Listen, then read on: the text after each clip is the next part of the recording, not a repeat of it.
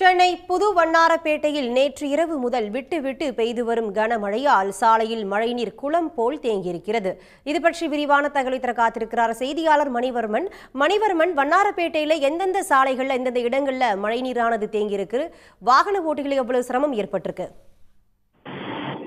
சென்னை புது வண்ணாரப்பேட்டை இளைய முதலீர் தெருவில் மழைநீர் குளம் போல் தேங்கியுள்ளதால் வாகன ஓட்டிகள் கடும் சிரமத்துக்கு ஆளாகி வருகின்றனர்.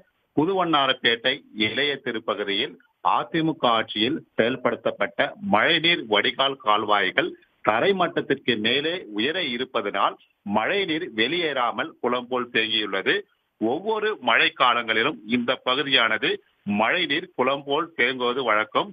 குறிப்பாக இப்பகுதியில் மழைநீர் வெளியேற வழி இல்லாததால் மழைநீர் வடிகால் பகுதிகளில் மழைநீர் முறையாக செலுத்தப்படாததால் இப்பகுதியிலானது மழைநீரானது அடிக்கடி தேங்கி மக்கள் மிகுந்த சிரமத்துக்கு ஆளாகி வருகின்றனர்.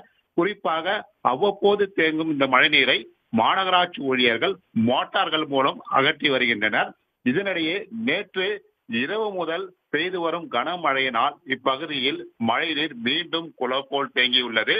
மாநகராட்சி ஊழியர்கள் மீண்டும் அதே போன்று மோட்டார்கள் மூலம் மழைநீர் வடிகால்கள் மூலம் உறிஞ்சி வெளியேற்றப்படும் நிலைதான் ஏற்பட்டுள்ளது. இதன் அடிப்படையில் நேற்று நடைபெற்ற மாநகராட்சி மண்டல குழு கூட்டத்தில் இதற்கு நிரந்தர தீர்வு காண வேண்டும் என்பதற்காக இங்கு ஏற்கனவே போடப்பட்டிருந்த மழைநீர் கால்வாய் பணிகளை இடித்துவிட்டு புதியதாக இப்பகுதியில் மழைநீர் வடிகால்கள் அமைக்கும் பணிவதற்காக திட்டமிடப்பட்டுள்ளது. அதற்கான நிதியும் ஒதுக்கப்பட்டுள்ளன.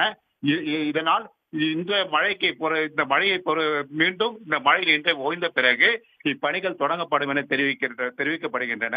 குறிப்பாக தண்டையார்பேட்டை இளைய தெரு மற்றும் வைத்தியநாதன் பாலம் அருகே இந்த மழைநீரானது தற்பொழுது மோட்டார்கள் மூலம் மாநகராட்சி ஊழியர்கள் அப்புறப்படுத்தி வருகின்றனர். மணிவர்மன், தற்போதைய விவரங்களுக்கு நன்றி. உடனுக்குடன் செய்திகளை தெரிந்து கொள்ள சன் நியூஸ் பெல் ஐகானை கிளிக் பண்ணுங்க.